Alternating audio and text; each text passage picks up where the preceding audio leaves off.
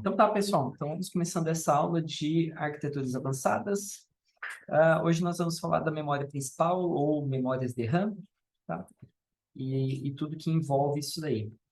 Então, basicamente, a gente quer falar um pouquinho sobre SRAM versus DRAM, qual que é a diferença, lembrar um pouco qual que é a diferença. Depois a gente falar sobre toda a hierarquia que tem dentro de uma memória de RAM, tá? E depois falar de alguns detalhes a mais, tá? Sobre política de escalonamento, de requisições, problemas de multicore e encerrando esse assunto, tá? Beleza.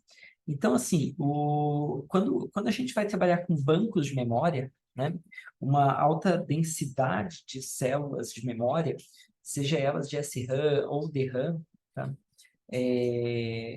O que a gente, durante uma leitura, né, que é o que a gente vai fazer mais frequentemente, tá?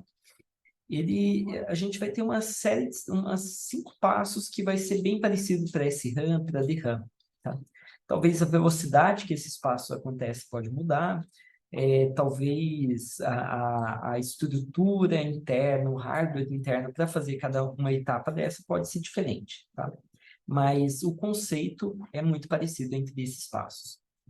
Então, a primeira coisa é a gente pegar um endereço, né? Então, eu recebo um endereço que eu quero acessar na memória de RAM, então poderia ser um cache miss, não é verdade? Então, esse endereço, eu registro ele num registrador de endereços, e depois eu vou pegar a parte dos bits, né? Aqui está indicando como os bits mais significativos e aqui os bits menos significativos, né? Então, aqui seria a parte alta do endereço, né? E aqui a parte baixa do endereço, tá? Não necessariamente a gente vai dividir exatamente no meio a quantidade de bits, mas só para pegar a ideia, tá? Então, imagina que a gente pega aqui a parte mais significativa dos bits e a gente vai passar por esse decodificador, tá? Que basicamente ele vai ser um demux, alguma coisa parecida com demux, tá? Bom, aquele endereço, então, né, esses bits aqui, ele vai definir um endereço, e esse endereço é o que a gente quer acessar, tá? Então, a gente vai ativar aquela linha com um bit 1, por exemplo. Maravilha. Então, olha só, a gente pega e a gente decodificou né, os bits de linha e os bits de coluna, em 2, seria o primeiro passo, e depois a gente pega os bits da linha e manda para o decodificador, tá? Muito bem, assim que a gente ativa essa linha, o que vai acontecer é o seguinte, a gente precisa fazer a leitura dela. Agora, imagina que esse array aqui, ele pode envolver muitas e muitas células. Então, se eu pegar apenas o sinal que eu quero, né, pegar esse bit aqui que está armazenado e tentar ativar um transistor com ele, alguma coisa assim, ele não vai dar muito certo, né? Porque a gente vai ter uma dissipação da nossa corrente elétrica aqui por conta dos fios que pode ter aqui, vários fenômenos físicos e elétricos que estão acontecendo, ou às vezes a célula ela não tem um sinal forte de VDD, né, de tensão, tá? Então, o que a gente costuma fazer é amplificar os dados da linha. Então, a gente pega esse dado da linha e amplifica ele.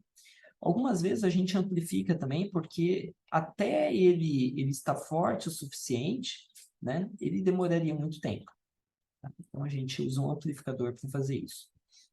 Beleza. Então, a gente tem que entender se é 0 e baixar ele para ground.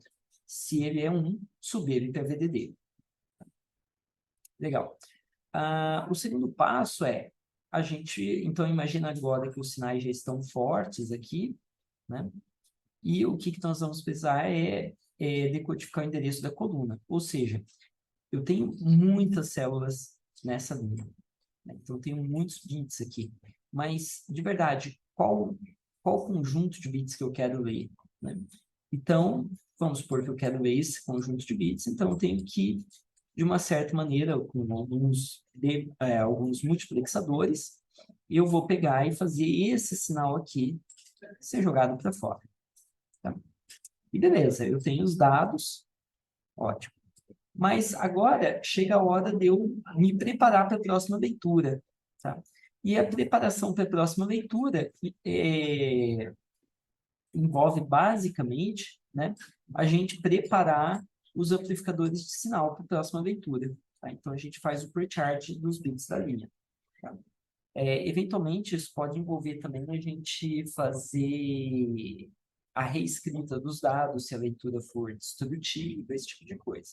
Tá? Então, muitas vezes o per-charge, né, que é essa última etapa, ela envolve a gente colocar aqui em cada fio desse, aplicar VDD sobre 2.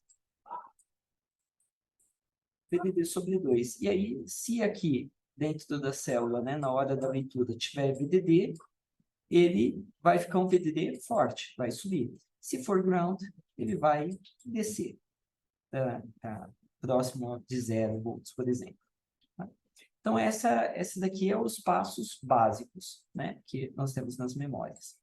Bom, agora, quando a gente está falando das memórias do tipo SRAM, né, as memórias do tipo SRAM, elas são as memórias tipicamente usadas para construir memórias cache.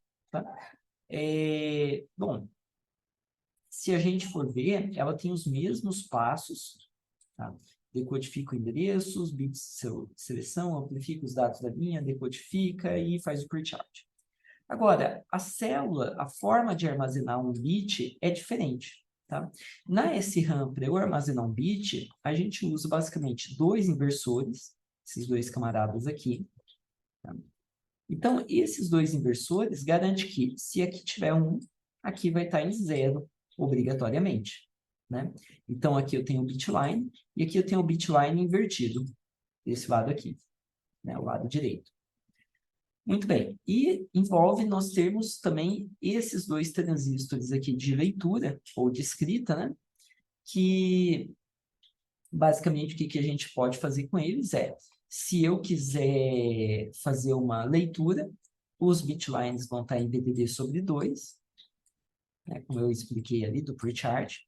E quando eu ativo esse 1 aqui, ele é encaminhado para o bitline. Né? Lembrando que esses inversores estão ligados ao VDD. Então, a gente consegue fornecer um sinal VDD mais forte. Tá? Agora, para eu fazer a leitura mais rápida, eu faço o VDD sobre 2 aqui nos bitlines. Tá? E aí, basicamente, então, o que a gente tem é uma matriz de células como essa. Né? Essa daqui é uma célula. Então, imagine uma matriz disso daqui. Tá? E nós vamos ter, então, os amplificadores de sinal aqui no final. Né? E os multiplexadores. Outra coisa aqui, outro detalhe, né? Se a gente olhar o bitline invertido e o bitline, ele também pode ser usado para fazer uma diferença entre os dois e garantir que o Sense Amplifier consiga agir mais rapidamente. Tá? Então, é uma série de pontos que fazem com que o SRAM tenha uma leitura mais rápida. Tá? De verdade, né, a gente não vai entrar aqui nos detalhes do Sense Amplifier, né? Eu não sei nem se eu saberia explicar os detalhes, né, elétricos ali que envolvem, tá? Mas do ponto de vista de arquitetura, é isso daqui. Tá? Bom, se a gente lembrar, né, lá das aulas de circuitos, de projetos, de sistemas, né, como que é a construção de um inversor, né? Um inversor, basicamente, são 2 transistores, né? Um ligado ao VDD, né? E outro ligado ao ground. Só que é um do tipo P, outro do tipo N, né? Então, dado um sinal qualquer de entrada, né? Um sinal A qualquer de entrada, a saída vai ser A invertido. Então, por que eu estou fazendo essa lembrança?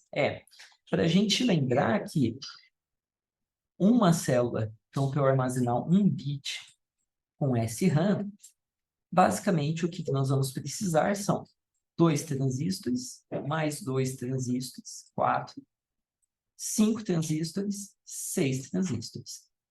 Então, um bit é armazenado em 6 transistores. Tá? Então, se a gente pensar lá com um flip-flop, né, ele usa muito menos área, né, do que um flip-flop tradicional. Tá? Por outro lado, o flip-flop tradicional ele é muito mais rápido, né, do que uma célula SRAM. Tá? Então, por que isso é importante? Se eu quero fazer um cache de último nível, eu vou fazer usando SRAM, né? Por quê? Ele não vai ser tão rápido quanto o banco de registradores, mas ele vai ter uma densidade muito boa, né? Lembrando que os flip-flops são feitos com 2 LEDs, cada LED, sei lá, com em torno de 2, 3 portas NAND, né? Cada porta NAND daria 4 transistores. Então, sei lá, daria em torno de uns 20, né? Chutando assim, uns 24 transistores para fazer um flip-flop, né? Para armazenar um bit com flip-flop. Tá? Então, uma conta bem de padeiro aqui, né? Em torno de 24 transistores. Tá? Então, a gente começa a pensar nessa diferença aqui. Tá? Muito bem. Agora, se a gente avançar, né? A gente pode chegar até as memórias de RAM.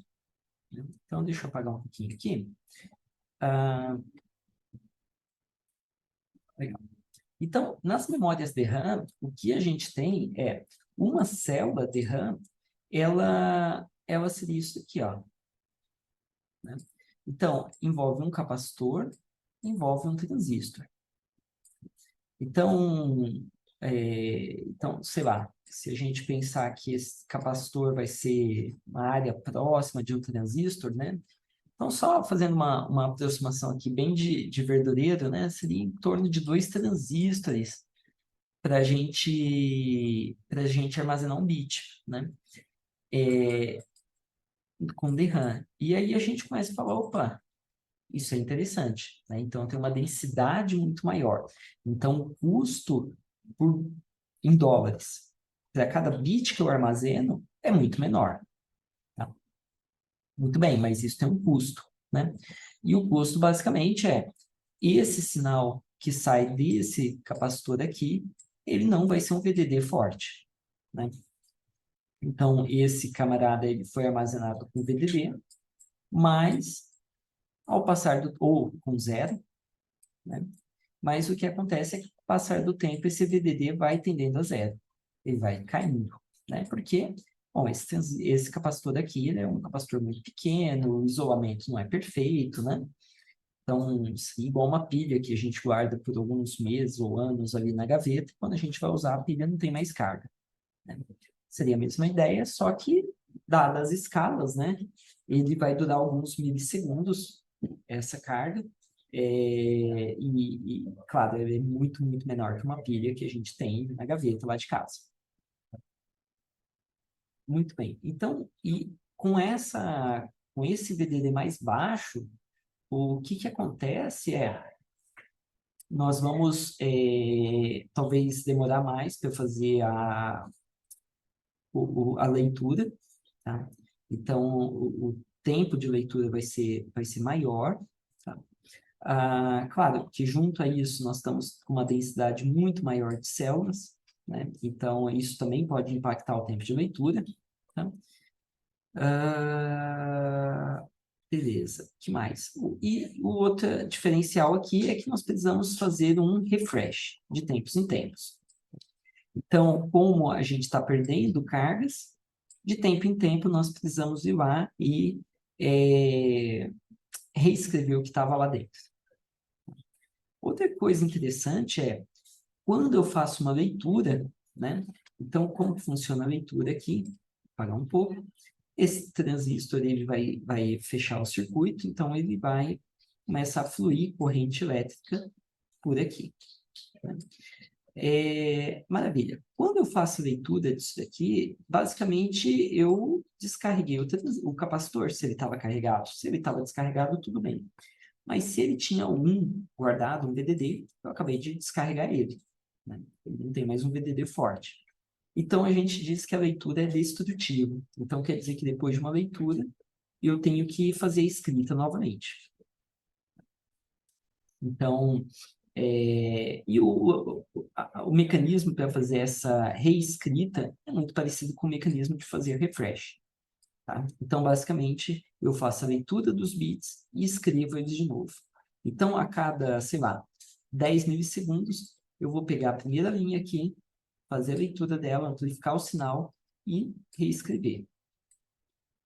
Cada 10 milissegundos, vou para a segunda linha, faço a amplificação do sinal, reescrevo. E assim por diante. Então, eu vou ter um ciclo de refresh a cada 10 milissegundos. Tá? É claro que depende da tecnologia que foi construída, né? O tamanho das células. Tá? Muito bem. Então, esse daqui é o contexto inicial para a gente falar um pouquinho mais de DRAM, né? Então, a gente, né, chega à conclusão que a SRAM é preferível para registradores, né, grandes bancos de registradores e memórias cache, L1 e L2, tá? Porque o acesso é rápido, porque não precisa de refresh, a fabricação é mais simples, né, porque a gente pode fazer da mesma maneira que a gente faz o nosso processador, com a mesma tecnologia, tá? A densidade, ela é mais baixa, então isso é ruim, né? Isso daqui é um ponto negativo para essa tecnologia. E, claro, se a densidade é mais baixa, o custo é maior. Tá? Então, outro ponto negativo.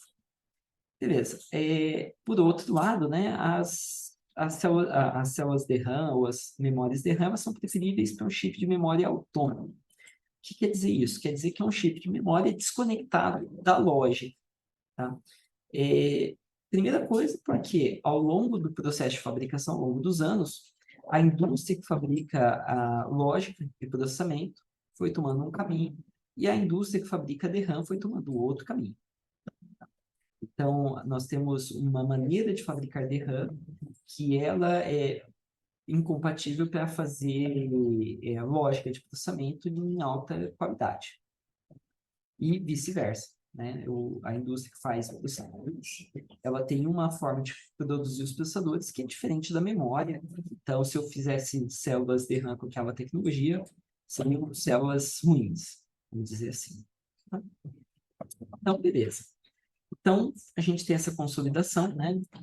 Dentro do chip do processador SRAM, fora do chip do processador, pode ser DRAM. Né? Beleza. Então, agora a gente quer falar, né, dessa memória, né, que é construída com essa célula de RAM. Então, para ilustrar aqui um pouquinho o ambiente, né, eu trouxe algumas fotos aqui genéricas, né? Então, se alguém nunca viu um processador atual, né, o processador atual ele se parece com isso daqui, né? Ele tem, na verdade, essa daqui é a frente, esse daqui é o verso, né? Ou essa daqui é a parte da pinagem que fica aqui para baixo, né? Muito bem, aqui a gente já tem um pré-dissipador, né? Esse metal aqui. Então, esse metal aqui não é a célula de silício, né? O silício, na verdade, fica aqui embaixo e é alguma coisa bem pequenininha, né? Talvez em escala seria mais ou menos o que eu estou desenhando aqui. Tá? E, então, tem esse pré-dissipador e aí, em cima desse pré-dissipador se coloca-se o dissipador mesmo. Né? Por outro lado, a gente tem a memória de RAM, né? Pode ser uma DDR4, uma DDR5 atualmente, né? Sei lá, né? Depende de quando você estiver assistindo esse vídeo. E o que nós temos aqui, né? Ela vai basicamente nesses slots aqui. E é interessante, né, que a gente já começa a ver que esses slots, né, a menos que a indústria seja azul e preta, né, ou ela seja, sei lá, gremista, alguma coisa do tipo, é interessante porque eles adotam essas cores, né? Mas essas cores, na verdade, elas têm um motivo, tá? A gente já vai chegar nesse motivo daqui a pouquinho, tá? Então, basicamente, o que a gente está interessado, né, é entender, a gente já entendeu como funcionam os processadores e as memórias cache, mas agora a gente está tentando entender essa interface, né, que é o controlador de memória e a interface com a memória de RAM. Então, esse daqui é a ideia da gente, né, avançar na aula de hoje. Bom, Muito bem. Então, seguindo um pouquinho, né? Quando a gente tem esse sistema DRAM, ele tem uma organização desse subsistema de memória. Então, se eu pegar a partir do controlador de memória até a memória DRAM, até a célula de DRAM, a gente tem uma hierarquia. Tá? E, basicamente, o que esses diversos níveis estão fazendo, eles estão aumentando a largura de banda. Tá? E, nesse caso aqui, a largura de banda, tá? Ela... Então, a largura de banda, ela é aumentada da seguinte maneira. Ela é aumentada através de paralelismo. Tá? Então, a gente pode imaginar que cada nível desse daqui vai aumentar o paralelismo. Então, a gente pode ter ouvido falar, meu processador é um dual channel. Então quer dizer que ele tem um paralelismo de 2. Eu coloquei 2 módulos de memória, ou 4 módulos de memória. Então, eu já aumentei o paralelismo em 4. A minha memória tem 2 ranks, então eu já aumentei o meu paralelismo em 2. Tá? Bom, os chips não é bem assim, eles não aumentam o paralelismo, tá? Mas os banks, eles também aumentam o paralelismo. Então, a gente pode ver que quanto maior a quantidade de canais, maior o paralelismo, logo, maior a largura de banda. Isso daqui vai implicar. Tá? Quanto mais módulos de memória eu colocar, né, que são esses DINs aqui, Dual Inline Memory Module, né, eu vou ter um paralelismo maior. Então, melhor para o business também. Quanto maior o rank, maior o paralelismo, maior a largura de banda. Então, é bem interessante, né? Que a gente tem uma hierarquia, e nesse caso a hierarquia não é para se ganhar, para se ganhar desempenho, né? Mas é para se ganhar o paralelismo. Então, beleza. Então, vamos seguindo aqui. Então, quando a gente tem o canal, né? O canal seria basicamente as portas, né? Pode representar, né, atualmente, né, nos processadores, a maior parte deles, a quantidade de canais representa a quantidade de filamentos que a gente vai ter até os módulos de memória. Tá? Então, 2 canais significa que eu vou ter um controlador de memória para esses camaradas aqui, outro controlador de memória para esses outros camaradas aqui. Então, quer dizer que eu posso mandar uma requisição para esses caras, uma requisição para esses caras. Né? Eventualmente, no mesmo ciclo, eu posso fazer isso. Tá? Maravilha. Então, o canal seria todos esses módulos que estão conectados né, nesse filamento, vamos dizer assim. E o DIM, né, o Dual Inline Memory Module, ou um módulo de memória, né, o que a gente chamava de pente de memória, né? O módulo de memória é esse camaradinho aqui. Tá? Então, seria essa placa que a gente espeta lá na placa. Então, voltando a foto aqui atrás, né? A gente percebe, por exemplo, que nós temos, nesse caso aqui, um memory controller só, com a interface de memória DRAM, mas aqui a gente já começa a perceber, olha, talvez esse processador seja de dois canais. Tá? E provavelmente, né, essa placa-mãe era para processadores de 2 canais, e aqui é um canal, aqui é outro canal. Tá? Então, nota que até fisicamente eles ficam separados aqui. Então, o que isso quer dizer? Quer dizer que se eu colocar um módulo de memória aqui e outro módulo de memória aqui embaixo, nossa, eu vou dobrar, né, o meu paralelismo de acesso à memória, né? Comparado com colocar apenas um módulo de memória. Então assim, numa placa-mãe dessa, você falar para mim, professor, você prefere colocar, sei lá, 16 módulos de 1 GB ou um módulo só de 16 GB? Bom, vocês já sabem a resposta, né? Quanto mais módulos eu aumento o paralelismo, então vai ser bom. Tá? Eu vou usar melhor os canais. Beleza. Então, vamos seguindo aqui. Tá? Então, quando a gente pega um módulo desse, tá? Um módulo de... só voltando aqui, né? Faltou eu falar que o controlador de memória, teoricamente, ele pode pegar a cada ciclo, tá? E se ele estiver disponível, né? E no ciclo 0, mandar um sinal para cá, no ciclo 1, mandar um sinal para esse cara aqui. Então, no próximo ciclo, ele, teoricamente, poderia mandar outro sinal para cá. No outro ciclo, teoricamente, outro sinal para cá. Então, quanto mais módulos, eu aumento o paralelismo também. Então, isso é interessante. Então, olha só, com 4 módulos aqui, né, em 2 ciclos, eu consigo mandar 4 requisições. Então, esse que é o grande barato aqui de colocar mais módulos. Legal. Agora, se indo um pouquinho adiante, né, quando a gente pega um módulo desse e a gente olha ele de lado, né, é bem comum que ele tenha chips dos dois lados. Sabe esses chips aqui? Ele tem chip de um lado e do outro. Nem todos é assim. Tá? Alguns são, outros não. Tá? Maravilha. Então, o que são esses chips dos dois lados aqui? A gente chama, né, a frente do DIN e a traseira, né, do módulo. Tá? Então, se eu tiver cada lado, né, cada face é chamado de rank. Tá? Então, se eu tiver chips dos dois lados, quer dizer que eu tenho um rank, 2 ranks. Se eu tiver só na frente, é só um rank. Então, o rank seria essa coleção de, nesse caso aqui, de 8 chips. Tá? No caso de sistemas embarcados, notebook, né, o módulo é menor, então seria uma coleção quase sempre de 4 chips. Tá? Isso não é regra. Tá? Essa quantidade de chips pode variar. A gente está falando aqui do que é mais comum, a gente vê hoje em dia. Tá? Então, o que são esses ranks, né? Esses ranks, eles fazem o papel como se fossem módulos de memória distintos. Então, quando eu tenho uma memória que tem 2 ranks, quer dizer que eu tenho o dobro de paralelismo. Ele aceita o dobro de paralelismo de requisições. Tá?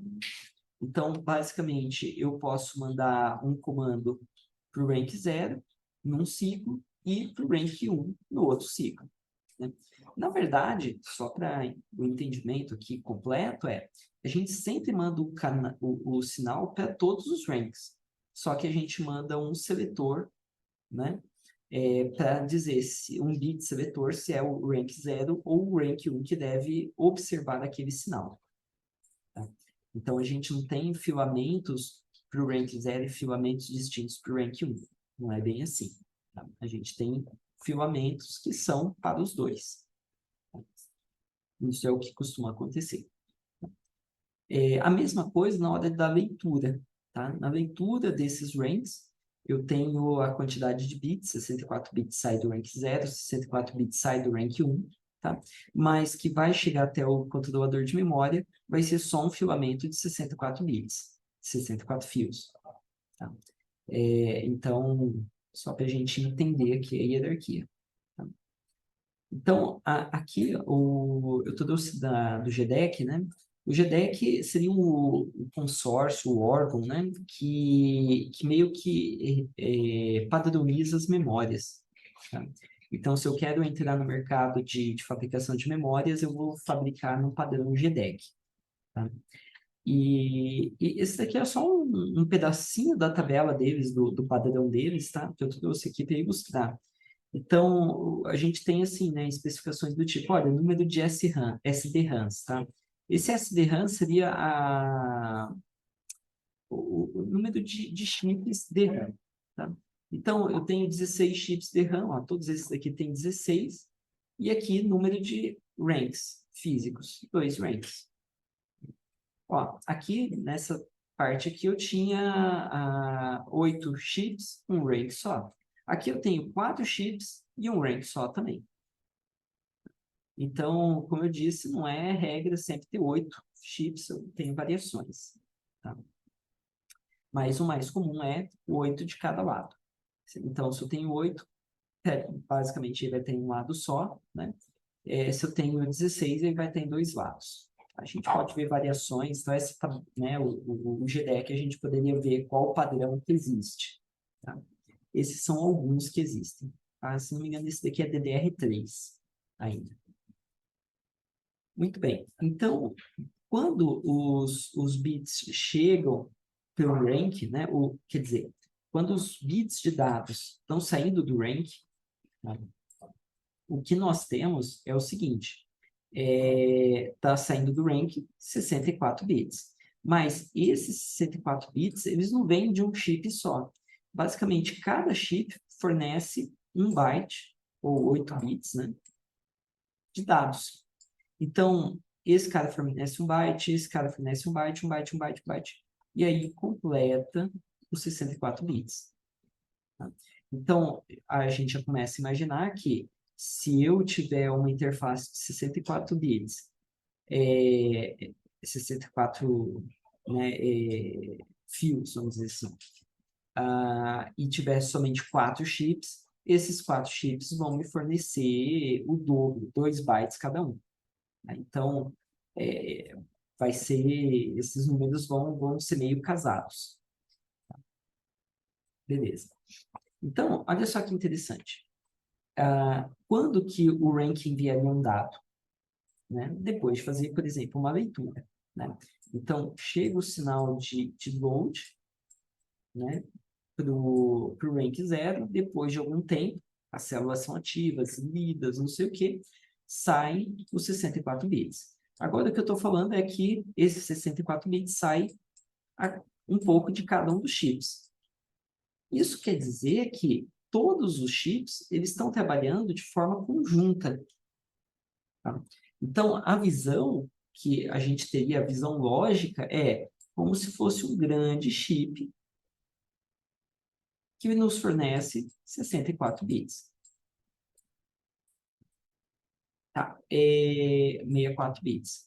Agora, se a visão é como se isso daqui fosse um grande chip, quer dizer que eu mando um mesmo sinal de leitura para todos esses chips. Então, eles vão lá dentro abrir uma linha de RAM e aí eu faço a leitura. Só que aí eu vou selecionar um pouquinho de bits de cada um deles. Então, aqui nos chips, eu não tenho paralelismo para aumentar a vazão. Não tenho paralelismo de requisições em paralelo, sabe?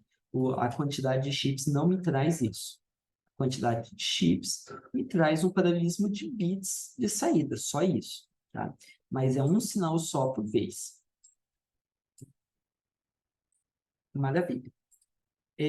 Bom, professor, é isso mesmo? Não é bem assim. Vamos dar uma olhada no que tem dentro de um chip. Dentro Então, imagina aquele chip que eu desenhei englobando todos eles juntos. Tá? A gente vai imaginar sempre isso. Tá? Uma caixa só com todos esses camaradas. Bom, então, imagina aquele grande chip, ele vai, internamente, ele vai ter o que é chamado de bank. Tá? Então, se a gente já estava acostumado a chamar o módulo de memória de é um banco de memória, a gente vai ter que desacostumar. Tá? Porque o módulo de memória é um módulo de memória. O bank é alguma coisa lógica que tem dentro do chip. E o que são os banks? Os banks nos oferecem um paralelismo nos acessos. Então, aqui eu posso mandar uma requisição para o bank 0, no próximo ciclo eu posso mandar outra requisição para o bank 1, no próximo ciclo outra requisição para o bank 2, no próximo ciclo outra requisição para o bank 3. Sabe? Tem algumas restrições, não posso mandar muitas requisições tudo ao mesmo tempo, sabe? Mas, então eu tenho né, o que é chamado de FAW, que é o For Access Window. Tá? Então, existe uma janela a cada 4 requisições. Tá? Então, uma janela de tempo. Tá? Basicamente, isso garante que o chip não queima, que ele não superaquece, esse tipo de coisa. Tá? Ele não consuma energia demais. Então, mas a gente pode entender assim, que podem estar ocorrendo 8 requisições ou bank requisições em paralelo dentro do chip, tá? Se caírem para banks distintos. Mas, embora eu possa estar fazendo as 8 requisições, somente uma requisição vai poder sair para fora do chip por vez. Ah, professor, então não serve de nada eu ter 8 requisições em paralelo. Não, serve sim. Por que que serve? Bom, serve porque, lembra, a gente tem que ativar uma linha e passar pelo Sense Amplifier. E isso daqui pode demorar bastante tempo, né? Então, a gente teria o pre-charge, a gente teria o tempo de ativar a linha, né? Que seria, né, o tempo de ativar a linha, mais o tempo de ativar a coluna que a gente quer fazer a leitura. Então, isso daqui pode demorar uma boa quantidade de tempo. Então, por isso faz sentido eu ter esse paralelismo. Vamos supor que, sei lá, isso daqui demora em torno de 120 ciclos, então eu posso ganhar, esconder esses ciclos fazendo requisições em paralelo. Tá? Agora, quando o dado está pronto, a saída por aqui é muito rápida, né? Então, ocorre, sei lá, em um ciclo, em 8 ciclos. Então, se aqui vai demorar só 8 ciclos, tá legal, né? Porque eu vou, né? 8 ciclos eu uso o barramento, no restante eu não estou usando. Então, tudo bem eu fazer várias coisas em paralelo.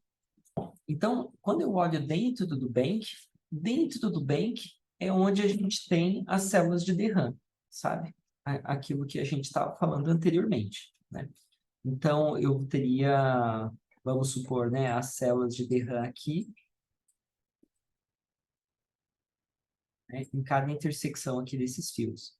Então, seriam os fios de leitura de linha com decodificador e, né, assim que ativo os transistores, eu faço a leitura de todas essas células aqui, de uma dada linha, né? E eles vão para o amplificador de sinal, tá? O amplificador de sinal também é chamado de row buffer, tá?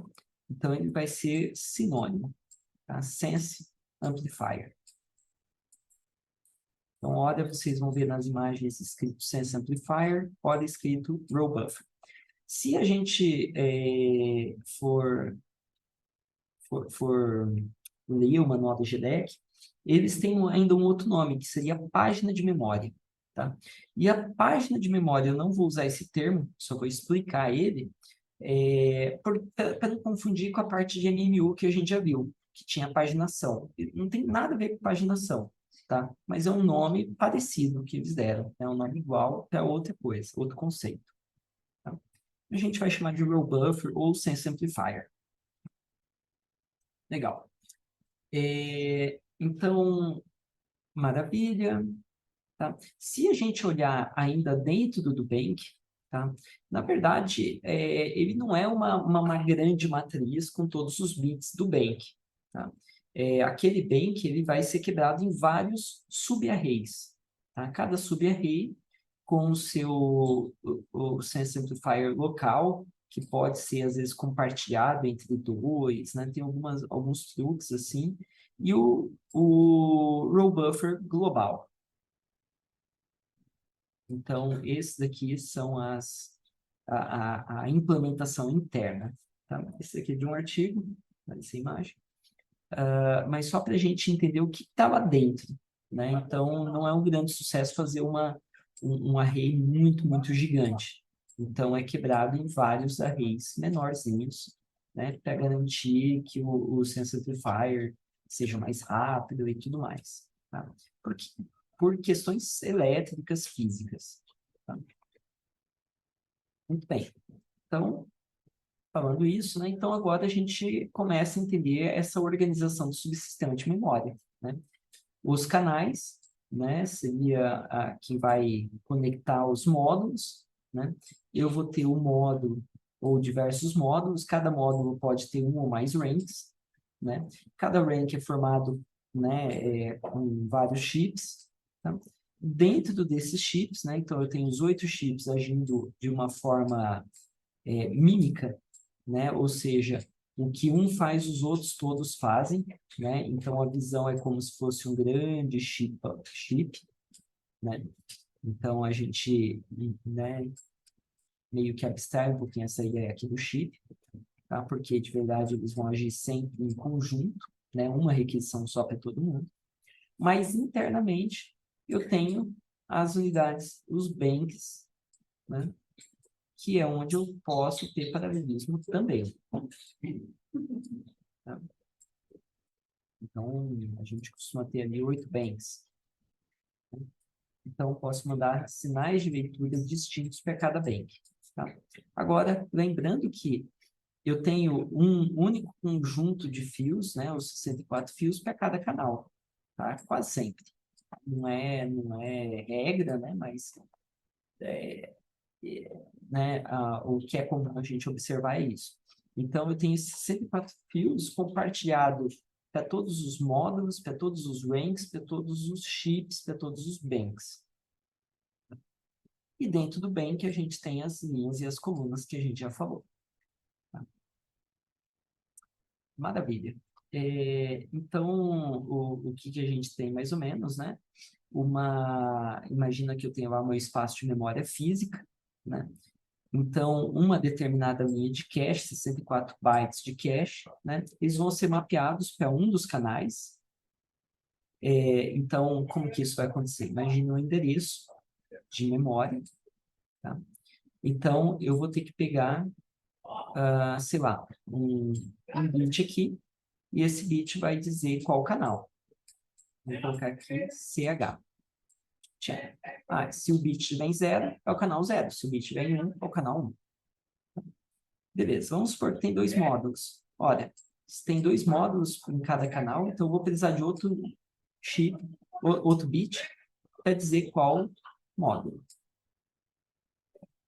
Bom, se tem 2 ranks, então eu vou precisar de outro bit para dizer qual rank que vai ser.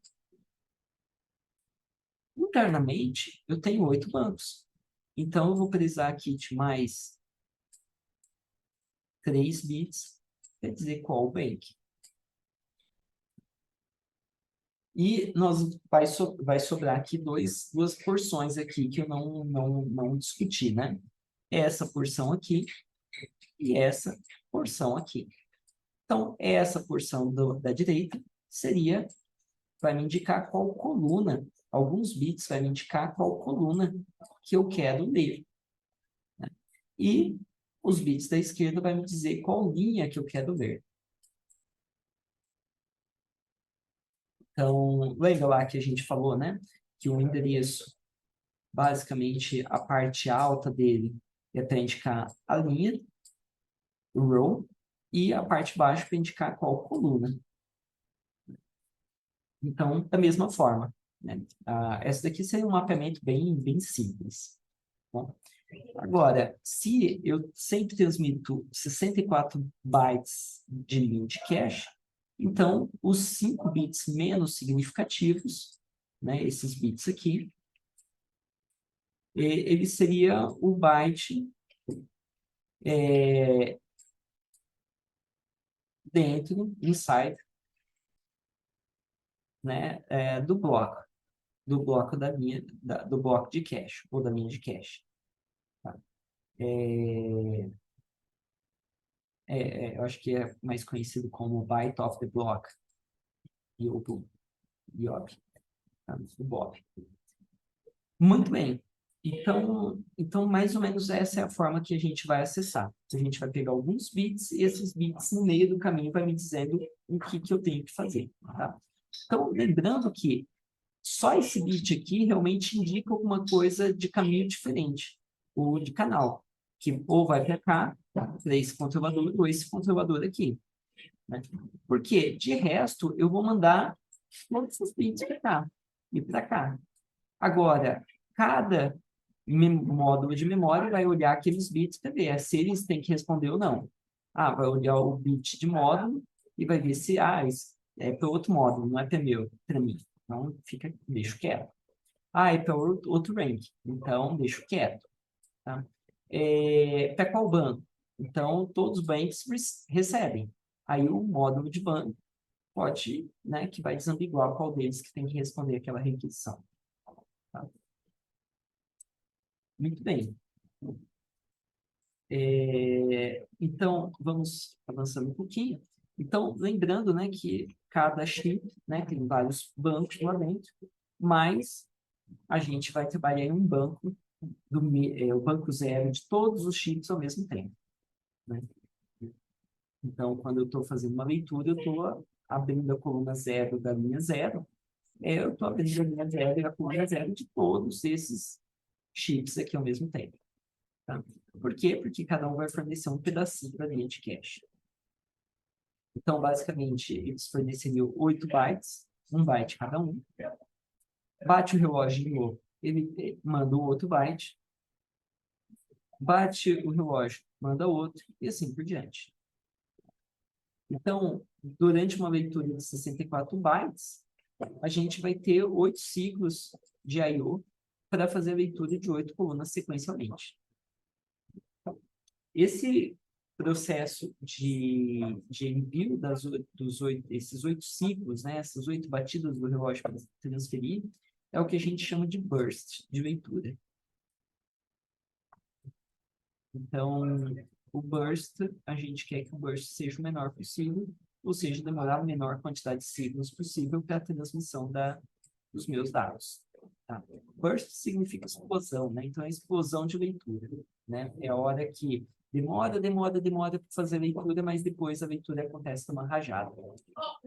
Tá? Muito bem. Então, vamos avançando um pouquinho. Tá?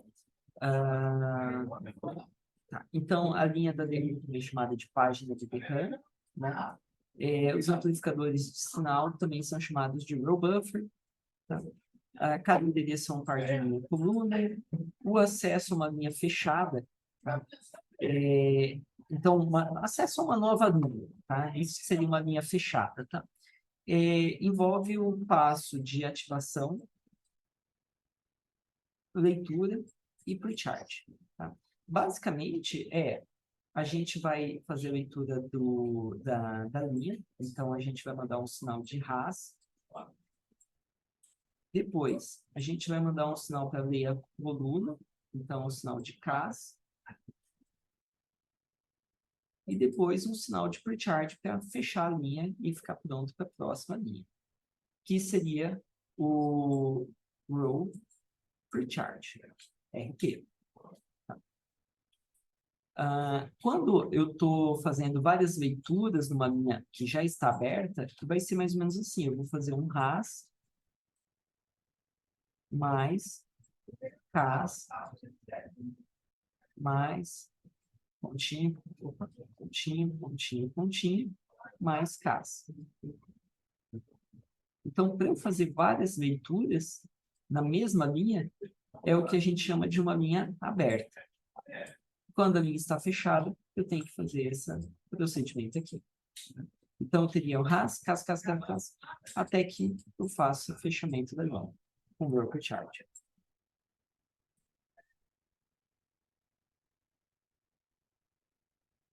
Bem, quando a gente olha a especificação de uma memória dessas, a gente vai se deparar com alguma coisa bem intrigante, tá? Que é o seguinte, essas memórias, né, o módulo de memória, ele costuma ter indicado quantos ciclos demora cada uma desses sinais aqui. Tá? Então, RAS significa Row Access Signal, ou Row Access Strobe, né? K significa Column Access Strobe, e RP, Row Precharge. Tá? Então, é bem comum a gente comprar uma memória, e a memória está escrita assim, na especificação dela, uma memória 999. Tá? Memória 999 significa que esse cara demora 9 ciclos, esse 9 ciclos e esse 9 ciclos. E aí, a conta que o professor vem, a historinha que o professor vem contando em várias aulas, não fecha, né? Porque a gente estava falando agora mesmo, né? Vai demorar, sei lá, 120 ciclos para fazer a leitura. E agora eu estou falando que não demora 120 ciclos, demora 9 mais 9 mais 9. Né? Então, em 27 ciclos, está resolvido, tá? Uma leitura. Tá, professor, mas 27 é bem diferente de 120, né? Muito menor. Então, por que que a gente tem uma memória cache se aqui só demora 27 ciclos? A questão toda é que esses 27 ciclos são na frequência da DRAM. Tá?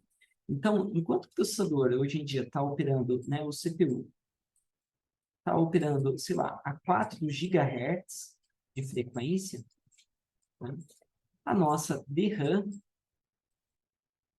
ela vai estar escrito que é uma DRAM, sei lá, 3...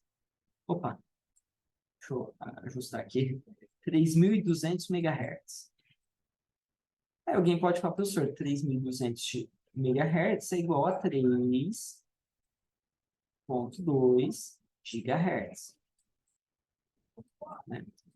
Não, não, mas tem um detalhe aqui. Isso que vem escrito na memória, essa frequência aqui, é a frequência de comunicação com barramento. Sabe? Com barramento DDR. Agora, internamente, o mecanismo da memória DRAM, ele está numa frequência, sei lá, 500 MHz.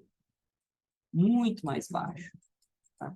E esse 500 MHz a gente não vê escrito em lugar nenhum, a menos que você abra o manual da GDEC, né? A especificação das memórias. Tá? Aí a gente começa a ver que tem essa diferença. Então, basicamente, a memória demora 27 ciclos a 500 MHz. Tá? 500 MHz para 4 GHz, né, é um fator de 8. Então, pega os 27, multiplica por 8. Né? Vamos fazer a conta aqui, né? 27 vezes 8, 216. Bom, então, basicamente, eu vou demorar, né, 216 ciclos do ponto de vista do processador. Tá? 216 ciclos do CPU, é o que demora. Do ponto de vista de memória, só demorou 27 ciclos, olha que ótimo. Então, a memória não faz sentido, já que ela é muito lenta, não faz sentido eu aumentar a frequência de operação dela. Ela só iria consumir mais energia. Então, ela funciona a uma baixa frequência. Quando a leitura termina esse ciclo aqui de leitura, aí eu vou colocar em um buffer, e esse buffer vai operar na velocidade do barramento, numa velocidade mais alta. E aí ele vai usar, sei lá, 8 batidas desse barramento, né, 8 batidas de relógio, para fazer a entrega dos dados para o CPU. Então, aqui que a gente começa a entender um pouco mais sobre a diferença de latência da DRAM e do CPU. Então, quando a gente tem uma leitura ou várias leituras no banco DRAM, tá?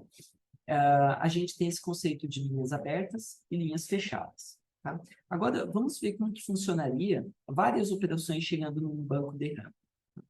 Então, nós temos aqui o primeiro acesso. Vamos supor que eu quero acessar a coluna 0 da linha 0.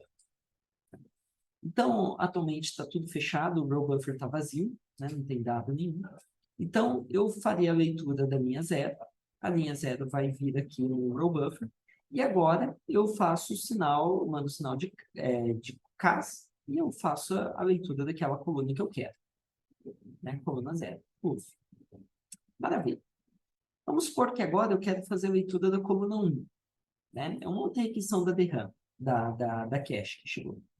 Então, olha só que interessante. Como o row buffer já tem aquela linha aberta, é o que a gente chama de row buffer hit. Então, o row buffer hit, o tempo de latência, basicamente o tempo maior, é só o tempo de um CAS, quando eu tenho um row buffer hit. Então, o primeiro que o row buffer estava fechado, eu tive o tempo de row precharge, eventualmente, mais o tempo de RAS, mais o tempo de CAS. A partir do momento que eu tenho row buffer hit, eu só tenho o tempo de CAS. Né? Então, o tempo de CAS, né, é 9 ciclos da DRAM vezes 8, Então, a gente já sabe, né, 72 ciclos que demorou ali para fazer a leitura, versus 200 e poucos. Então, está muito mais rápido, tá? Um terço do tempo, né? Então, aqui é muito parecido com a memória cache. A gente vai querer o buffer hit sempre. Então, vamos supor que eu acesso a coluna 85. A coluna 85 está naquela linha ainda? Perfeito. Então, vai ser o buffer hit. Então, é muito importante que eu trabalhe com linhas, acesso na mesma linha, o máximo possível, porque eu estou amplificando a quantidade de buffer hits. Agora, a partir do momento que eu quero acessar uma outra linha qualquer, o que vai acontecer aqui vai acontecer um buffer miss, né? Eu vou ter que fechar a linha atual, abrir uma nova linha e só então acessar a coluna que eu quero. Então, é o que o pessoal chama de row buffer conflict ou row buffer miss. Tá? E aí, então, né, eu faço a leitura.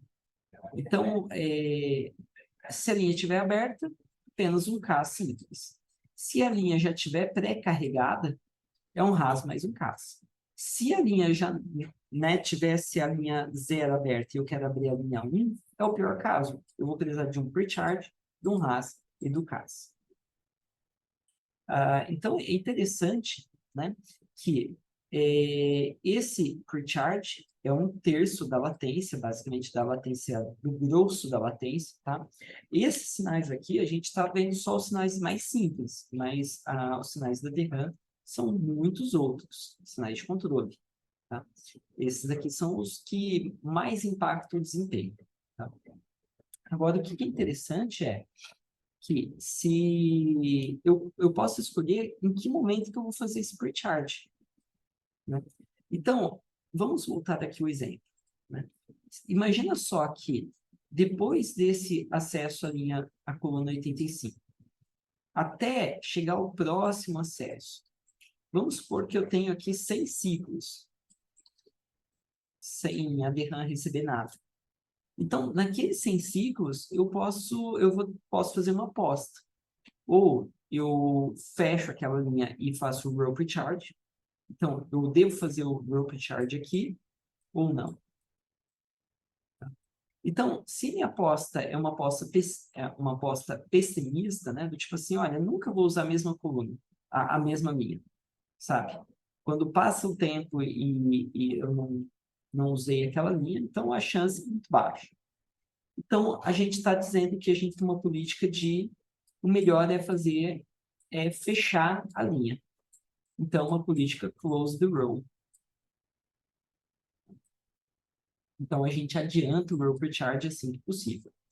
Agora, a nossa política pode ser otimista, do tipo assim, não, ó, eu acredito que vai vir o row zero, mais uma requisição do row zero. E aí a gente teria uma política de open row.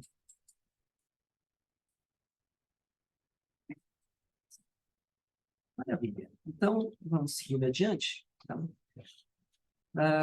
Então, o chip DRAM e o DIN, né? Então, o chip consiste em vários bancos internos. Tá? Agora, os vários chips são reunidos para formar uma interface só. Então, se a gente tem um chip com interface de 8 bits, né? Para ler 8 bytes em um único acesso, a gente vai precisar de 8 chips em um DIN. Tá? Acho que essa parte a gente já bateu bastante em cima. Então, vamos avançar um pouquinho. Então, aqui é um esquemático lá do GDEC também, né, sobre como que seria um módulo de memória, tá? Quer dizer, um chip de memória, 128 M versus 8 bits. Então, a ideia aqui é cada um dos 8 bancos tem um array dessa dimensão aqui. São 16.384 linhas diferentes, tá? E essa quantidade de linhas são quebradas em 256 colunas, cada coluna de 32 bits. Tá? Se eu não me engano, é isso. Tá? Então, aqui a quantidade rows, a quantidade de colunas, e a quantidade de bits dentro da coluna. Eu acho que aqui é bits ou é bytes. Posso ter enganado. Deixa eu ver. São bits. Quantidade de bits. Então, quando chega, né, o endereço, né, esse daqui é o registrador de endereço, eu vou pegar alguns bits e vou mandar para abrir a linha, alguns bits para abrir a coluna. Né? Então, dos 17 bits que chegam aqui, né, eu vou usar, né, em um determinado momento 14 para cá ou 10 para cá. Muito bem. Bom, esses bits vão ter que indicar qual dos bancos que eu quero abrir, né? E uma vez que indica qual banco, eu sobra os bits para indicar qual das 16.384 linhas diferentes que eu quero abrir. Lembrando que aqui dentro vai ter vários sub-arrays. Dentro desse memory array tem vários sub-arrays. Então, aqui a gente tem o sense amplifier global de cada memory array. Né? E, muito bem, esses camaradas aqui, esses 8.192 bits, que daí é a multiplicação desses dois caras aqui, né? 102 bits de cada coluna vezes 256 colunas, eu vou ter uma lógica de decodificação que vai selecionar 32 bits, ou seja, uma coluna apenas. Tá? Então, se cada coluna tem 32 bits, eu estou selecionando uma coluna, estou selecionando 32 bits. E esses 32 bits, eu vou fazer a leitura, eventualmente, poderia ser o caminho inverso, se uma escrita, né? Mas, nesse caso, eu estou fazendo uma leitura, e essa leitura aqui, ela vai acontecer em bursts, né? De 8 bits por vez. Então, vai ser uma rajada, 2, 3, 4 rajadas. Né? 4 rajadas de 8 bits por vez. Então, nota que aqui seria mais ou menos a interface que a gente, né, ou próximo da interface que está rodando lá a 3.2 GHz, como a gente deu no exemplo. E internamente, a gente teria a nossa interface a 500 MHz, nosso sistema a 500 MHz. Bem, então, seria essa visão dentro do chip. Tá? Avançando um pouquinho. Então, o chip de 64 bits de largura, até aqui uma ilustração. Né? Eu tenho os diversos chips, cada um com os seus row buffers e o decodificador de row buffer. No fim do dia, esses camaradas, né, eles vão ter esqueci o nome desse componente de passagem, né? Para garantir que só um está ativo por vez, senão daria um curto-circuito, para fazer comunicação com o memory controller. Bem, então, os múltiplos canais, né? A visão generalizada dos canais seria mais ou menos isso. Dentro do meu processador, né?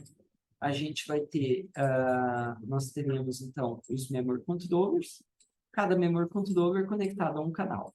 Tá? Eu poderia ter um memory controller para 2 canais, mas aí a gente não teria, talvez, a capacidade de mandar 2 requisições ao mesmo tempo. A gente ia mandar uma requisição, no outro ciclo mandaria outra requisição. Tá? Muito bem. Então, nós temos os canais, e os canais têm os módulos. Internamente, dentro de um módulo, a gente vai ter os vários chips que não tem os ranks, né? E dentro de um rank a gente tem os vários chips que trabalham sempre em conjunto. Olhando os chips, a gente tem os diversos bancos, né? Olhando o banco, a gente vai ter os arrays, que é onde está guardadas as células de memória. Então, isso daqui seria a visão hierárquica, né? Toda junta aqui. Bem,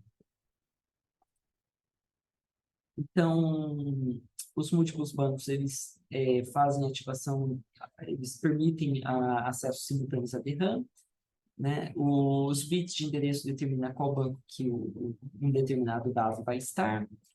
Ah, tá? Então, os vários canais também é para aumentar o paralelismo. Muito bem, tá. Então, assim, o que a gente quer, no fim do dia, é escolher os bits de acesso à DRAM que garantam o maior paralelismo de todos os níveis, né? Então, na hora que nós estamos selecionando os bits que vão servir para canal, os bits que vão servir para módulo, vai servir para rank, vai servir para bank, né? Vai servir para row e vai servir para coluna e para bits da coluna, né?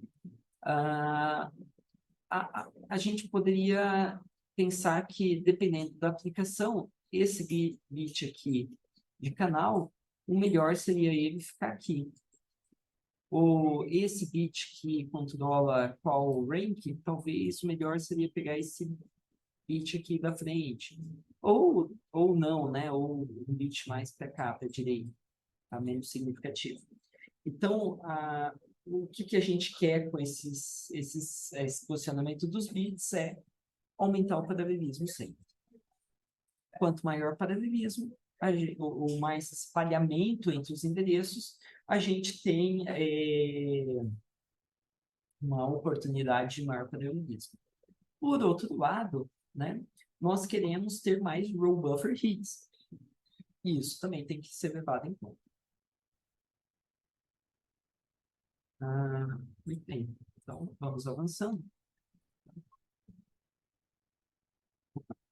Então, como que os múltiplos bancos, canais, todo esse paralelismo ajuda? Uma ilustração para ficar claro, né, se alguém ainda está com dúvida, imagina que eu tenho os diversos endereços das requisições, né? Se eu não tivesse esse paralelismo todo, eu faço um acesso, espero a DRAM, depois faço outro, acesso a DRAM, faço outro, e os dados vão saindo, né, depois desse tempo de espera. Agora, com o paralelismo, né, por exemplo, em bancos diferentes, ou canais diferentes, ou ranks diferentes, ou módulos diferentes, a gente tem a oportunidade de fazer, em cada ciclo, mandar um endereço diferente, e a gente faz meio que um pipeline de acessos. Então, a cada tempo depois, vai ter um dado prontinho saindo. Assumindo que não tem conflito de bancos, tem um espalhamento bom aqui. Tá? Tem uma boa entropia. Muito bem. Então, os múltiplos canais, né, eles aumentam a largura de banda, aumentam a quantidade de acesso simultâneo, mas exige mais fios para conectar esses módulos de memória. Então, se nós queremos alto desempenho, ótimo. Se a gente quer baixo custo, talvez não é o caminho a ser seguido. Joia. Então, a gente já falou um pouquinho do mapeamento de endereços, vamos só fechando alguns detalhes, né? Então, a gente poderia ver, né, como o byte dentro do barramento aqui como 3 bits, né? Então, eu quero mandar 8 bytes, cada coluna que eu abro, eu vou mandar 8 bytes, então eu vou ter 3 bits de endereço para dizer qual dos bytes que eu estou mandando. Eu tenho os bits de coluna, né? Eu tenho os bits de banco, eu tenho os bits de row. Agora, a gente pode ter os bits de coluna entrelaçados, sabe? 3 bits de coluna e mais 8 bits de coluna, tá? Com os bits de bank aqui. Significa que, depois de eu acessar 8 colunas distintas, eu vou parar em outro bank. Tá? Não vai estar no mesmo bank. Então, eu tenho oportunidade de fazer acesso, né, a cada 8 linhas de cache, a 9ª linha de cache vai estar em outro banco. Então, ela já começa a ter um paralelismo. Muito bem. A gente ainda pode fazer outras formas, né? Usar um XOR, por exemplo, para aumentar o espalhamento, tá? E reduzir a quantidade de conflitos de banco. Muito bem. Então, tem aqui alguns mapeamentos possíveis, tá? Comuns, se observarem, tá? E a gente pode fazer um exercício, né, de onde que estão as linhas de cache contíguas, ou seja, onde estão as linhas coadjacentes, né? Uma depois da outra. Tá? Então, é interessante, né? Que esses bits aqui representam a linha de cache, né? Porque eu tenho 8 bytes por chip, eu tenho 8 chips, 64 bytes, né, da linha de cache. Então, a próxima linha de cache vai estar na mesma coluna, em uma coluna do lado. Depois de 8 colunas, 8 linhas de cache, eu vou acessar outro banco. Depois de acessar os 8 bancos, eu vou acessar uma outra coluna, eu acesso a parte alta da coluna. E depois eu acesso uma linha de destino. Muito bem. Então, né? E aqui os bits de canal. Né? Então, os bits de canal pode estar em vários lugares. Então, nesse caso, só depois de eu acessar muitos endereços distintos, eu usaria um bit de canal diferente. Né? Aqui, eu já tenho uma capacidade melhor de usar o bit de canal. Então, esse bit de canal, ele pode ser feito um casamento também, pensando nas páginas de memória, lá de MMU mesmo.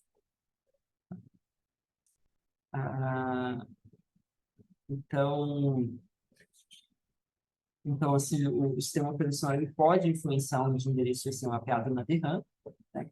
Uma vez que a página virtual pode ser endereçada para qualquer endereço físico. Então, se o sistema operacional sabe qual que é o mapeamento da DRAM, né, ele pode mapear para páginas que estão em bancos distintos, esse tipo de coisa. Muito bem. Então, falando um pouquinho agora sobre o refresh de DRAM, né? Lembrando, né, a carga do capacitor da DRAM vaza ao longo do tempo, né, porque ele não é perfeito, não existe isolamento perfeito. O controlador de memória precisa ler a linha periodicamente para restaurar a carga, né, então a leitura é destrutiva, então faço a leitura e a escrita de novo. Tá? Um tempo típico é a cada 64 milissegundos. Tá?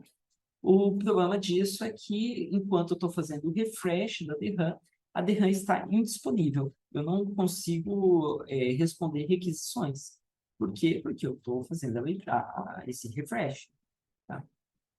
Então, isso implica em longos tempos de pausa, porque a cada 64 milissegundos eu vou ler toda a DRAM, né? Ler e escrever ela inteirinha para fazer esse refresh.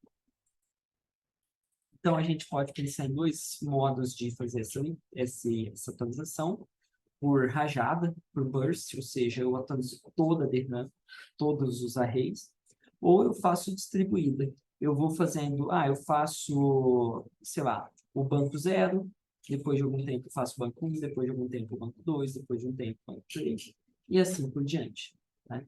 Garantindo que eu tenho uma disponibilidade. Então, seria esse camarada aqui distribuído versus uma rajada, né, de refreshes. Tá?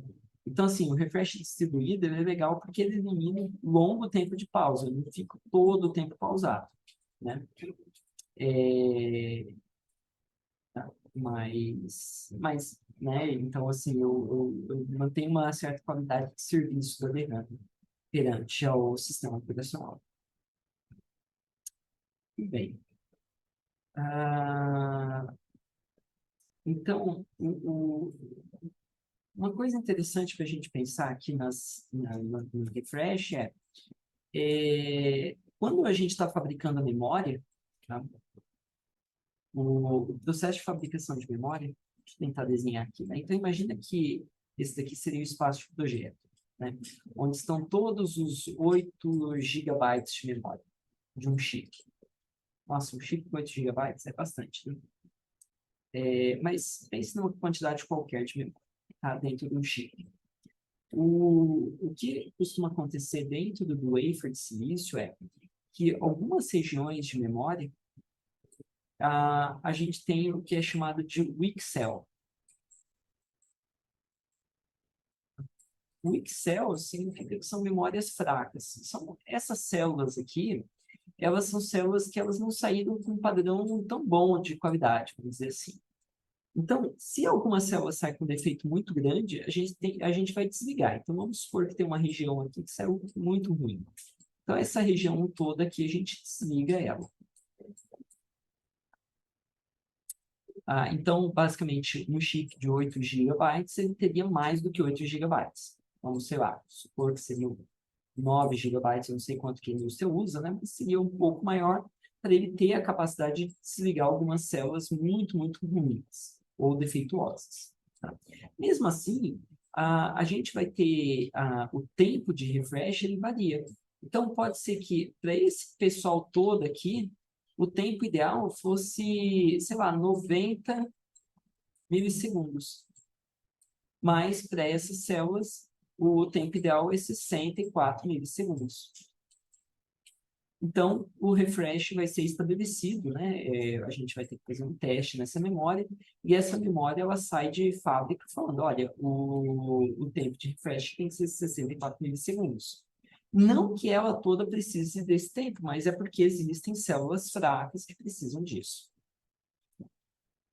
Então, isso é interessante, né? A gente saber que existe. Esse conceito de células fracas acontece na DRAM, acontece na lógica de processamento também, né?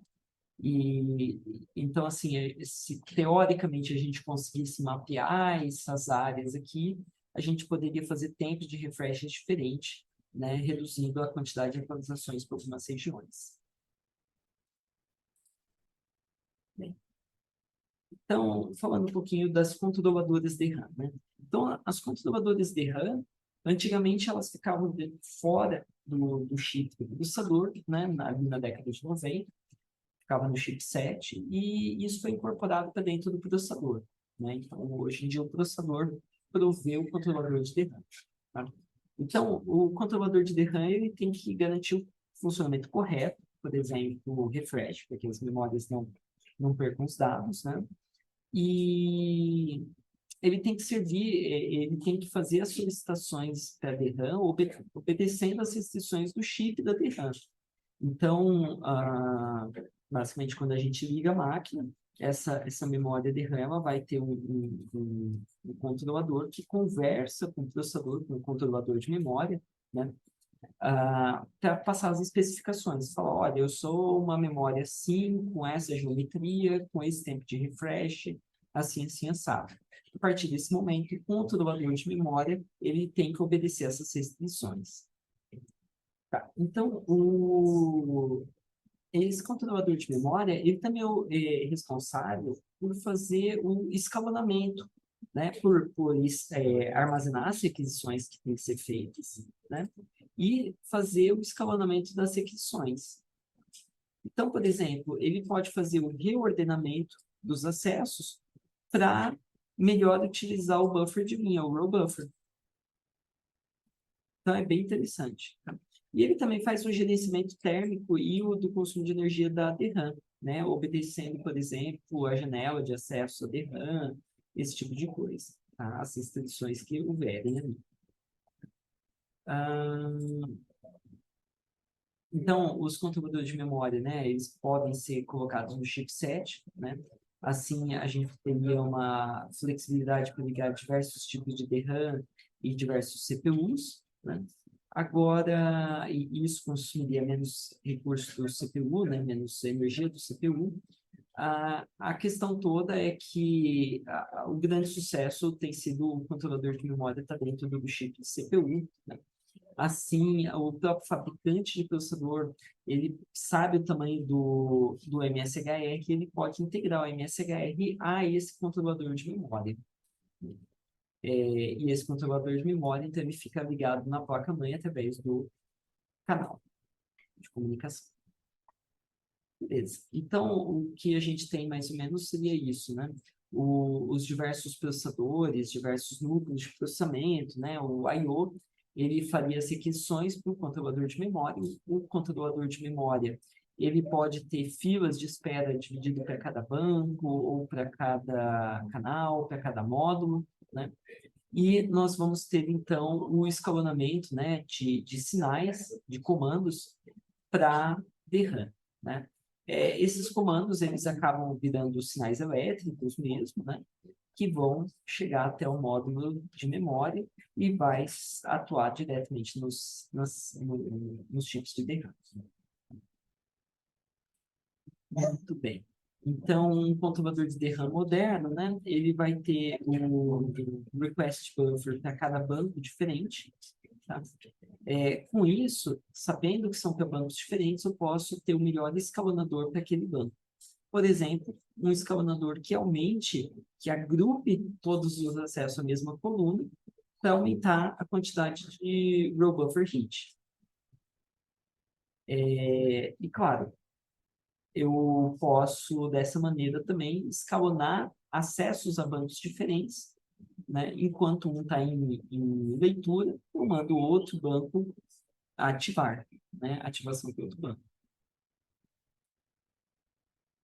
Muito bem. Então, falando um pouquinho mais do escalonamento dessas aquisições, a gente tem, né, o escalonamento clássico, né, que existia ali até início dos anos 2000, era a primeira requisição a chegar, é a primeira a ser servida, né? E depois ali, a partir de 2010, por ali, a gente vê que os fabricantes mudaram, né? E começaram a ter políticas mais interessantes, mais inteligentes. Como, por exemplo, ele verifica, primeiro as requisições que tem o row buffer hit. Nenhuma requisição vai dar row buffer hit? Não. Então eu coloco a mais antiga. Então, o objetivo aqui é maximizar a quantidade de row buffer hit, certo? Dentro do row buffer, né, do sense amplifier. Muito bem. Vamos avançar um pouquinho mais. Então, a política de escalonamento é essa ordem de priorização, né? Então, a gente tem a prioridade, pode ser prioridade da requisição, o status do row buffer, o tipo de solicitação, se é um perfect, se é uma leitura. Então, eventualmente, eu posso dar mais preferência para fazer leituras do que perfects. Afinal de contas, perfect é especulativa, enquanto uma leitura não é especulativa, né? Então, eu posso tentar fazer primeiro as leituras e depois as escritas. Afinal de contas, as escritas não travam o row buffer, o reorder buffer, né, o hobby lá do processador. Então, as escritas não costumam ser críticas, mas as leituras costumam ser críticas, né? Então, a gente pode pensar em políticas aí também de escalonamento da DRAM. A gente já falou das políticas de open row e close row, né? Quando que a gente vai abrir, se a gente vai manter aberto as linhas da DRAM, ou se a gente vai fechar ela o mais cedo possível, né? Então, se eu vou adiantar o row recharge, ou se eu vou adiar o row recharge. E quase sempre funciona assim. Para linhas grandes, né? Se o tamanho do meu sense amplifier, do meu row buffer é bem grande, eu costumo manter a política open row. E quando tenho memórias com uma geometria que tem um row buffer pequenininho, aí eu costumo usar o close do row. Tá? Mas aí a gente pode pensar em políticas adaptativas e tudo mais. Bem, a gente já falou, né? O que acontece quando é um open row ou close row. Tá? Então, né, a política de agendamento comumente usada é aquele first come, first served, mas first row buffer hit, né? Bem, deixa eu ver se falta mais alguma coisa. Tá? Agora, o que a gente pode imaginar é assim, né? Que a gente pode ter várias threads na DRAM, né? Várias threads executando e fazendo execuções na DRAM. Então, o que a gente pode pensar é o seguinte: se a gente fizer uma política de escalonamento que dá preferência para aquelas threads as requisições mais antigas primeiro, é um problema, porque pode ser que eu tenho uma thread que faz muitas requisições e outra que faz poucas requisições. Então eu estaria, né? Então, imagina uma thread com muitas requisições, né?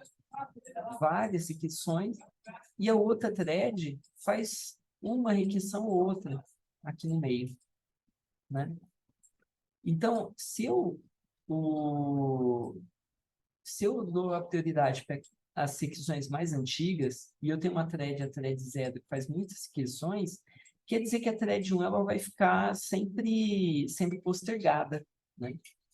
Então, a gente pode pensar em alguma política de escalonamento que mantenha Quality of Service, QoS, né? Então, aqui eu tenho um tempo baixo de espera de requisições de qualquer thread que venha a ser executada. Então, essa é outra questão que a gente tem que considerar também no escalonamento de requisições. Bem, então, se você quer saber um pouquinho mais, né, sobre o DRAM, então tem alguns artigos que são recomendados, né, para você ler. E era isso que eu tinha para essa aula.